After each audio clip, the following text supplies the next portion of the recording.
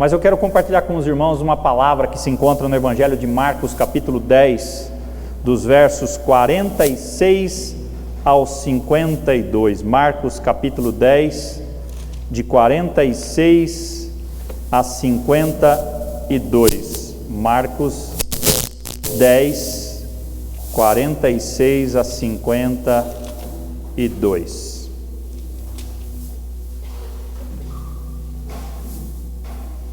É um texto muito conhecido, é o texto da cura de Bartimeu. O tema de hoje é aprendendo com as perdas. Nós não vamos ter a tela deste, então eu quero que você preste bastante atenção, como o pastor Messias diz, olhe nos meus olhos. Preste bastante atenção na palavra que nós vamos compartilhar. O texto é aprendendo com as perdas. Marcos capítulo 10, versos 46 ao 52 diz assim: Então chegaram a Jericó, quando Jesus e seus discípulos, juntamente com uma grande multidão, estavam saindo da cidade. O filho de Timeu, Bartimeu, que era cego, estava sentado à beira do caminho pedindo esmolas. Quando ouviu que era Jesus de Nazaré, começou a gritar: Jesus, filho de Davi, tem misericórdia de mim. Muitos o repreendiam para que ficasse quieto, mas ele gritava ainda mais: Filho de Davi, tem misericórdia de mim. Jesus parou e disse: Chame-no. E chamaram o cego. Ânimo, levante-se, ele o está chamando. Lançando a sua capa para o lado, de um salto pôs-se em pé e dirigiu-se a Jesus. O que você quer que eu lhe faça? Perguntou-lhe Jesus. O cego respondeu: Mestre, eu quero ver. Vá, disse Jesus, a sua fé o curou. Imediatamente ele recuperou a visão e seguiu Jesus pelo caminho. Quero orar com você, mas antes de orar, eu quero fazer uma pergunta para você. Se Jesus chegasse para você e hoje dissesse: o que você quer que eu lhe faça? O que você diria para ele? O que você quer que eu lhe faça? Vamos orar. Senhor, nessa noite nos colocamos em oração mais uma vez e pedimos que o Senhor fale aos nossos corações nessa noite, que eu seja apenas um instrumento do Senhor e que a palavra do Senhor por si só fale aos nossos corações, que o Teu Espírito ilumine as nossas mentes e fale ao mais íntimo do nosso coração, e que a palavra do Senhor ministrada aqui encontre um solo fértil e que ela possa brotar e dar resultados e transformar as nossas vidas, em nome de Jesus, amém.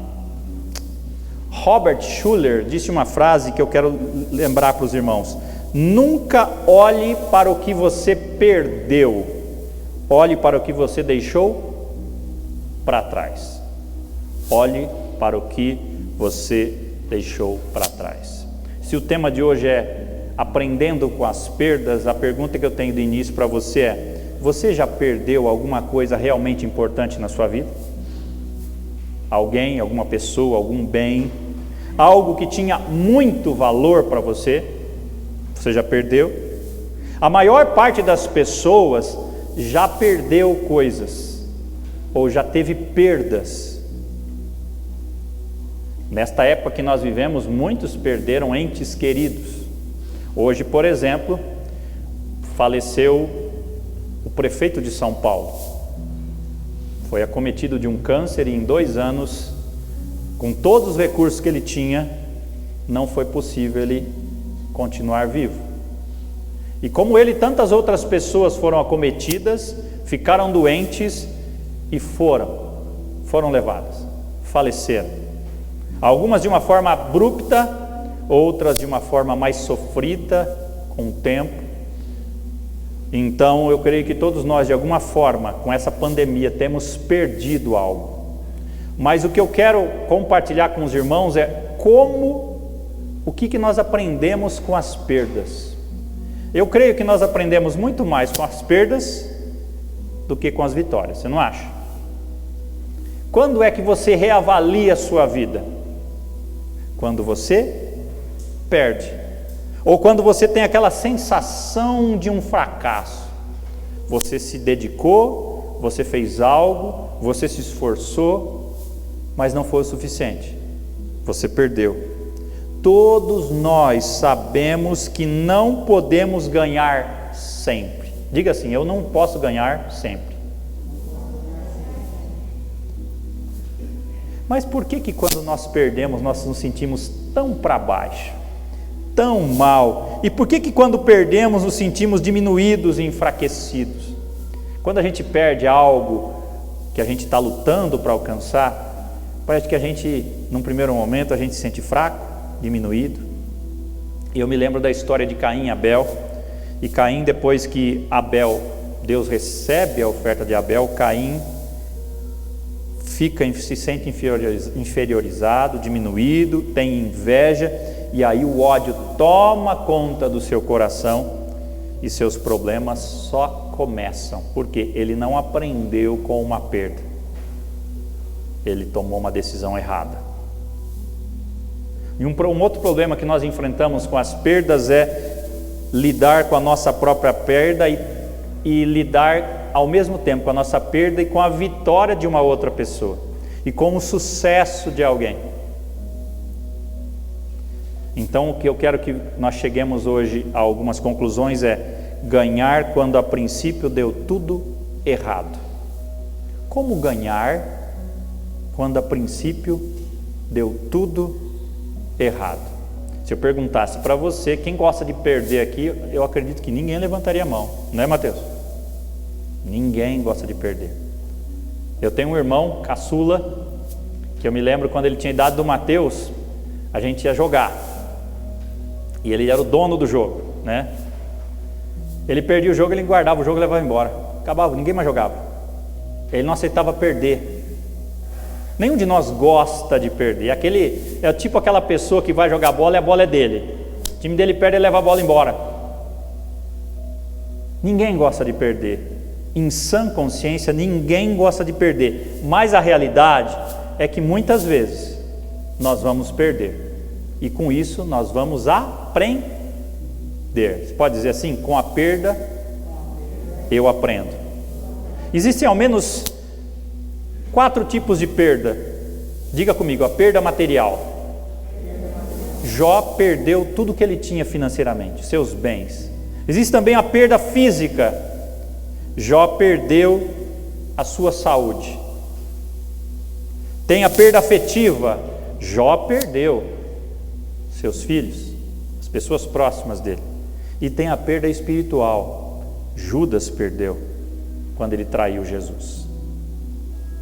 As perdas nos ensinam algumas coisas que não são as lições de hoje ainda, apenas introdução. Quando eu perco, quando eu tenho um fracasso, eu aprendo uma coisa, repete comigo: eu sou humano. A perda nos faz entender que nós somos humanos. Eu e você somos humanos. Faz-nos entender que nós não temos o controle de todas as coisas. Eu já disse isso para você, estava vindo com o Márcio para cá, dirigindo o carro, e eu falei assim: Márcio, nós achamos que temos o controle do carro, mas qualquer peça pode falhar e acontecer alguma coisa. E eu ainda continuei dizendo para ele: e nós dirigindo aqui, pensamos que temos controle do carro, mas nós não controlamos nenhum dos carros que vem à nossa direção. Alguém pode dormir, alguém pode perder a direção. Então muitas coisas podem acontecer. Quando nós erramos, quando nós perdemos, nós abrimos os nossos olhos para descobrirmos que nós somos humanos. Eu me lembro Davi, quando ele peca, chega um profeta, ele achou que era o maioral, chega o profeta Natan e fala assim: você errou, você perdeu. E ele teve que reconhecer que um homem segundo o coração de Deus também erra. Mas quando erramos também, nós aprendemos que nós precisamos valorizar o que a gente tem. Quando você perde alguma coisa, você começa a valorizar. Por que não valoriza antes? Não é verdade? Quando nós perdemos algo, nós começamos a valorizar a nossa família, a nossa saúde, a nossa igreja, os nossos amigos, pessoas próximas, o nosso tempo. os nossos recursos, os nossos dons e os nossos talentos. Quando a gente perde, a pandemia nos ensinou isto, quando nós somos privados de alguma coisa, aí que nós sentimos o quanto importante eram aquelas coisas. Quanto é importante abraçar alguém, quanto é importante nos reunirmos como igreja, o quanto é importante a nossa família quando nós estamos distantes, como é o meu caso, dos meus pais, dos meus irmãos, como é importante o nosso tempo, como é importante a reunião dos irmãos, como são importantes os nossos talentos e os nossos dons, quando a nossa saúde, quando somos privados dela. Eu disse esses dias atrás, hoje pela manhã aliás, para um dos irmãos, que só o fato de você acordar, o Ricardo sabe muito bem disso, e poder fazer assim, ó, e o ar entrar no seu pulmão tranquilamente, é fato de você agradecer, porque quem começou a sentir falta de ar, sabe o quão importante é respirar. Só o fato de você se levantar pela manhã e ter condições de se levantar, ir para o banheiro, ou sair andando, ou enxergando, é fato de você agradecer a Deus. Tim Redmond, ele disse certa vez: muitas coisas atraem os meus olhos, mas poucas atraem o meu coração. E hoje eu quero olhar para a história de Bartimeu. É uma história muito conhecida, é a história de um cego que estava à beira do caminho. Mas antes de nós aprendermos com Bartimeu, é importante a gente entender o contexto em que essa história acontece. Eu já disse essa frase muitas vezes: todo texto fora do contexto gera um pretexto para uma interpretação errada. Então é importante a gente entender o que estava acontecendo no contexto em que aconteceu aquela cura. Jesus estava no final do seu ministério. Jesus estava indo a Jerusalém, determinado, resoluto, participar da Páscoa, e naquela mesma semana ele seria preso, seria julgado, seria condenado e seria pregado numa cruz. Ele estava a caminho do Calvário. E ele então passa por Jericó. Jericó era a última cidade antes de Jerusalém. Jericó estava distante cerca de 25 quilômetros de Jerusalém. Era a última cidade antes de Jerusalém, é o último ponto onde as pessoas se alimentavam, se cuidavam, para mais uma jornada difícil, porque Jerusalém se encontrava numa região de depressão absoluta. Quem estudou geografia sabe o que eu estou dizendo. Depressão absoluta é algo abaixo do nível do mar. Jerusalém ficava perto do Mar Morto, um mar em que acho que 25 ou 35% da água é sal, nenhuma vida há no Mar Morto. Jericó é aquela mesma cidade que foi derrubada por Josué. Então Jesus passava ali, e as pessoas que faziam para a festa da Páscoa, eles viajavam muitos para a festa da Páscoa, e a última parada era Jericó antes de Jerusalém. Então Jesus estava passando ali pela última vez. Era a última vez que Jesus passaria por Jericó. Era a última oportunidade que Bartimeu tinha para ser curado. E vamos olhar um pouquinho para Bartimeu. Quem era Bartimeu? Primeiro, ele vivia, como eu disse, numa cidade condenada.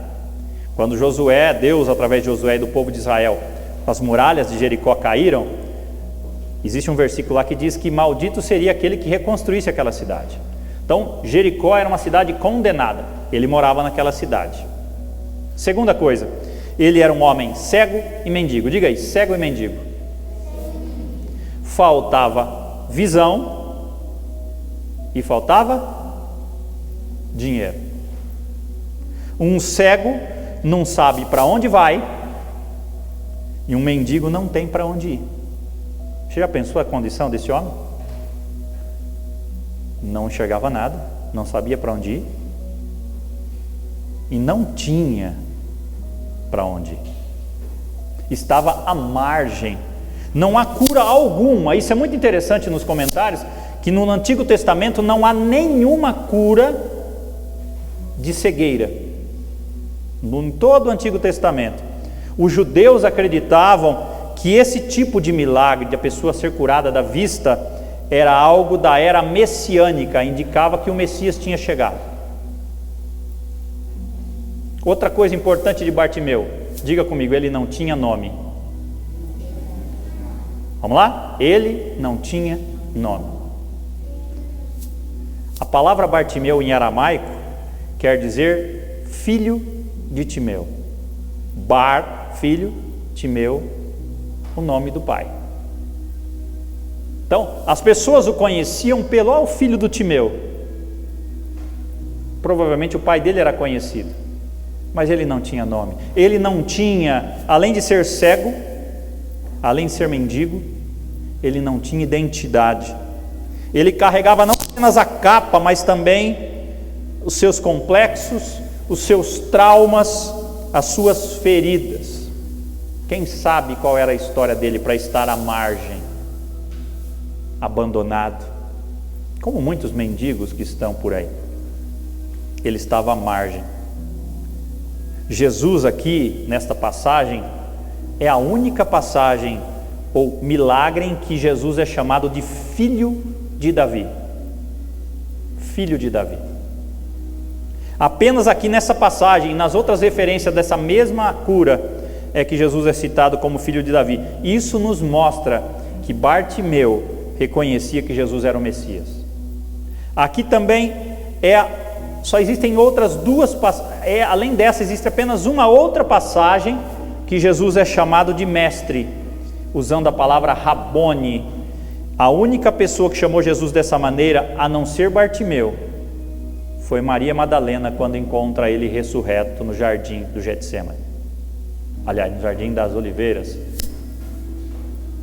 Outra coisa muito importante, esse foi o último milagre de cura registrado no Evangelho de Marcos. Foi o último antes de Jesus ir para Jerusalém, ser julgado, condenado, crucificado. O que nós podemos aprender com Bartimeu?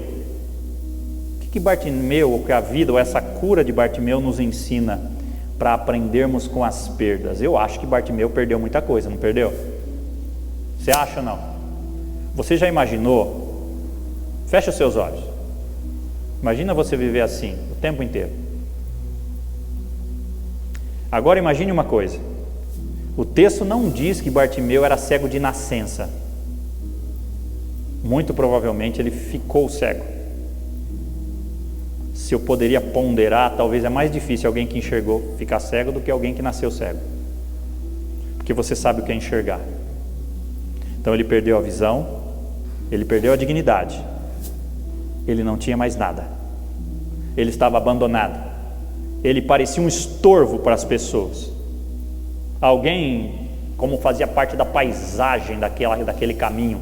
As pessoas que não podiam ir para Jerusalém, elas ficavam à margem do caminho, à margem daquele caminho, olhando aqueles que iam fazendo a procissão para Jerusalém. E aquele homem estava jogado no chão, com a sua capa fedida, suja e imunda. Essa era a condição daquele homem. Mas o que podemos aprender com essa cena, com essa cura? Eu tenho algumas lições para vocês. Primeiro, quando a gente olha para Bartimeu, a gente percebe uma coisa. Repita comigo: você sempre encontrará pessoas que perderam mais que você. Às vezes quando nós estamos com um problema muito sério, a gente parece que o nosso problema é o maior do mundo, não é isso? Mas se você olhar para o lado, você vai ver que tem gente que perdeu muito mais do que você. Muito mais. O verso 46 diz assim: então chegaram a Jericó, quando Jesus e seus discípulos, juntamente com uma grande multidão, estavam saindo da cidade. O filho de Timeu, Bartimeu, que era cego, estava sentado à beira do caminho pedindo esmolas. Quando você tiver algum problema, alguma perda, alguma derrota, lembre-se, sempre haverão pessoas que perderam mais do que você. Aquele homem era deficiente, sem dignidade, sem recursos, com uma baixa autoestima, estava à margem. Quando você estiver caminhando na sua vida, olhe para o lado e veja as pessoas que estão passando por dificuldades. E levante a mão para o céu, apesar de tudo que você esteja enfrentando. E agradeça ao Senhor. Agradeça ao Senhor. Segunda lição. Repita comigo. Creia e busque o poder de Jesus. Veja o que diz o verso 47. Quando ouviu, ele ouviu porque ele não enxergava. Quando ele ouviu que era Jesus de Nazaré, ele começou a fazer o quê? A gritar. Gritar. Jesus, filho de Davi, tem misericórdia de mim. Você já chegou numa situação extrema na sua vida que você gritava, clamava pela ação de Deus, ou você não chegou nesse ponto ainda? Paulo Freire, um grande educador brasileiro, ele disse certa vez: o que me faz esperançoso não é a certeza do achado, mas o mover-se com fé na busca. Mesmo antes de você receber, é necessário você crer e se mover e buscar com fé a presença e a bênção de Jesus. Essa é mais uma lição. Então você precisa buscar a presença de Jesus, a bênção de Jesus, o poder da presença de Jesus. Aquele homem estava no chão, jogado. Se ele não clamasse, ninguém o levaria. Ele precisou chamar a atenção de Jesus e das pessoas que estavam ali. Terceira lição. Repita comigo. Enfrente todos os obstáculos para chegar até Jesus. Veja o verso 48. Olha só que obstáculos esse homem enfrentou. Muitos o repreendiam para que ficasse quieto, mas ele gritava ainda mais. Você imagina essa cena? Filho de Davi, tem misericórdia de mim. Ele estava atrapalhando, incomodando. Todo mundo queria ouvir Jesus, andar com Jesus, e aquele homem gritando, incomodando.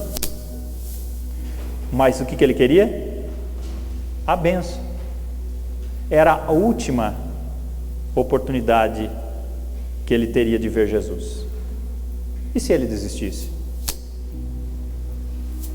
Domingo passado Eliseu falou da cura da mulher cananeia, né? Foi muito parecido. Ela insistiu, ela enfrentou os obstáculos para se ver livre, para se ver curada, para ver a cura da sua filha. Algumas pessoas não conseguem ganhar nas perdas por dois motivos. Primeiro, vergonha. Ela tem medo de passar vergonha e por causa disso ela não clama a Deus. Ela não se expõe. Outra coisa, constrangimento. Ela tem medo de constranger as pessoas e de incomodar as pessoas, e por isso elas perdem a bênção.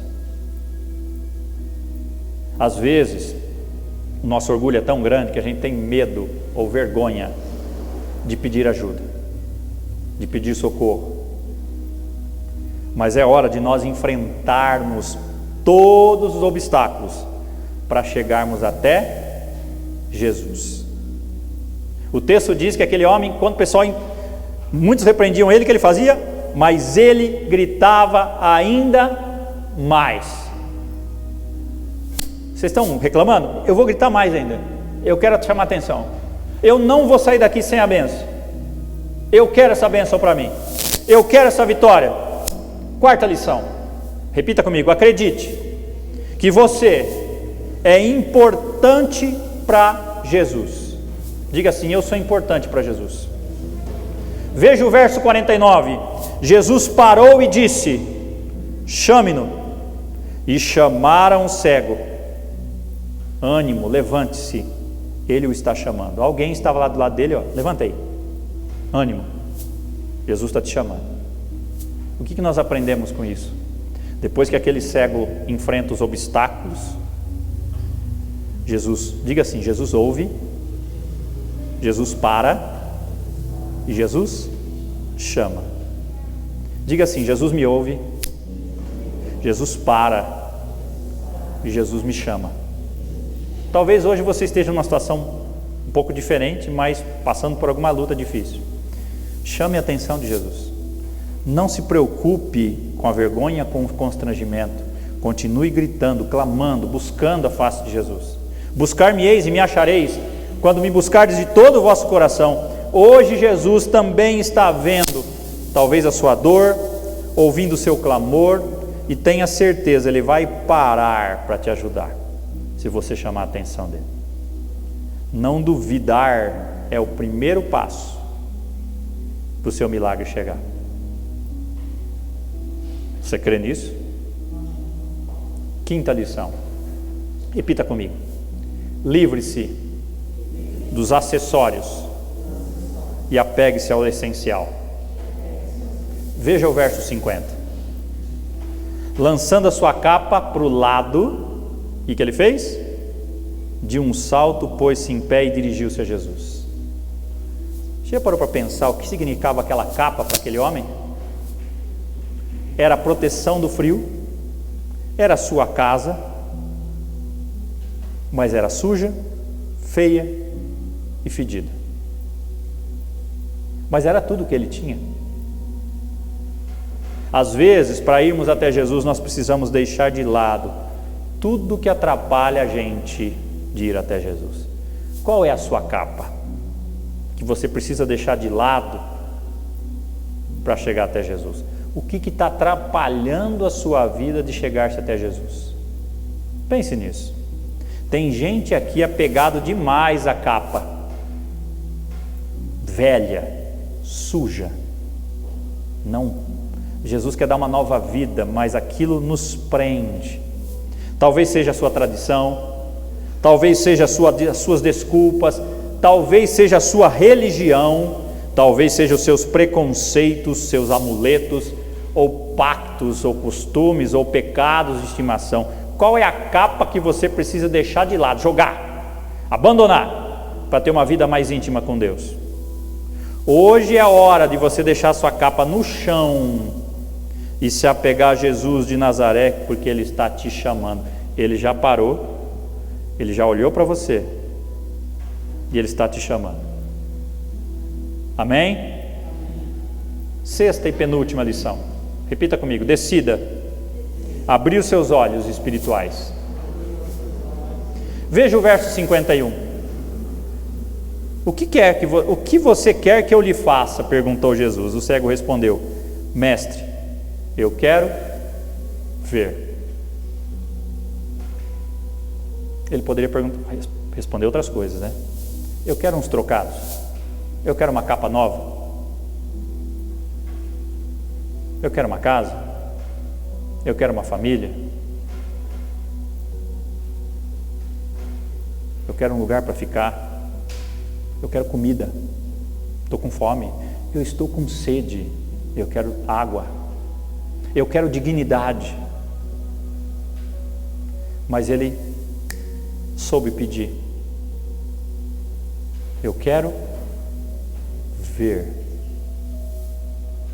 Eu conheço pessoas que são cegas fisicamente, de fato, mas tem muitas pessoas cegas espiritualmente. A gente fala de Deus, parece que elas não enxergam, elas não veem, elas não conseguem enxergar o que as coisas são maiores do que as que nós vemos.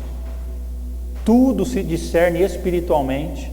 Há muita coisa acontecendo que nós não vemos com os olhos físicos, e tem muita gente cega fisicamente que enxerga espiritualmente. Bartimeu escolheu um novo caminho para a vida dele, uma nova visão de vida, e ele responde: Senhor, eu quero ver. Diga comigo: Senhor, eu quero ver. Deus quer abrir seus olhos para tudo que Ele quer fazer na sua vida, olhos espirituais. Eu creio que ninguém aqui é cego fisicamente, mas Deus quer que você enxergue além da visão humana, pela fé. Você deseja ter visão espiritual? Deseja isso para a sua vida? A Bíblia diz que nem olhos viram, nem ouvidos ouviram, que Deus preparou para aqueles que o amam. Deus quer que você abra os seus olhos para a fé, crer naquilo que você não vê. Deus quer abrir seus olhos da fé para caminhar em fé. E eu termino com uma última lição.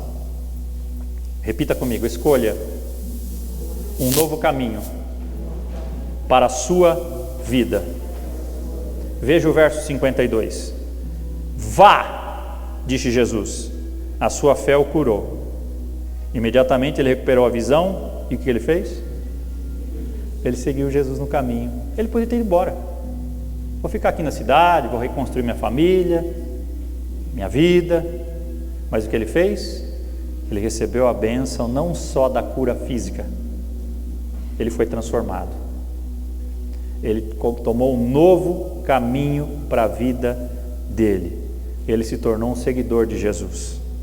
Agora ele está curado, sem a capa, não precisa mais daquilo, de pé, e ele podia agora seguir um novo caminho. Ele podia seguir Jesus. Você também hoje pode seguir a Jesus pelos caminhos da sua vida. Você pode ir com Jesus e enfrentar todas as perdas, que ainda algumas virão, porque perda com Cristo é ganho. O caminho não é um atalho, é o caminho. Mateus 16, 25 diz assim: porque aquele que quiser salvar a sua vida, perdê-la, e quem perder a sua vida por amor de mim, achá-la. Paulo entendia muito bem o perder era ganho. Ele disse certa vez: para mim o viver é Cristo e o morrer é lucro. Ele entendia que o perder algumas coisas era ganho para ele. Seguir a Jesus vale a pena, embora você tenha que deixar algumas coisas que você talvez goste, mas vale a pena seguir esse novo caminho. O apóstolo Paulo entendeu plenamente o significado de ganhar através da perda. E eu termino chamando a sua atenção. Jesus passou por Jericó pela última vez. Era a última chance de Bartimeu. Talvez hoje ele está passando aqui pela sua vida, cruzando as avenidas da sua existência. Neste momento ele está aqui, porque nós cremos que ele está no meio daqueles que estão falando do seu nome. Você tem duas opções: clamar pelo nome dele ou perder essa oportunidade. Eu tenho um amigo que diz assim: as oportunidades são como um cavalo arriado sem ninguém montado, elas passam por você, ou você monta ou outro monta. Não perca essa oportunidade. Bartimeu não abriu mão, enfrentou tudo e todos, clamou, gritou, até chamar a atenção de Jesus. Jesus está passando hoje aqui, dentro do seu coração. Eis que estou à porta e bato. Qual vai ser a sua decisão? Seguir a Jesus ou deixar ele embora? Com Jesus, você nunca perde. Diga assim: com Jesus, eu nunca perco. Hoje você está disposto a perder a sua vontade para ganhar a vida eterna? Jesus está chamando você para isso. Vamos orar? Feche os seus olhos.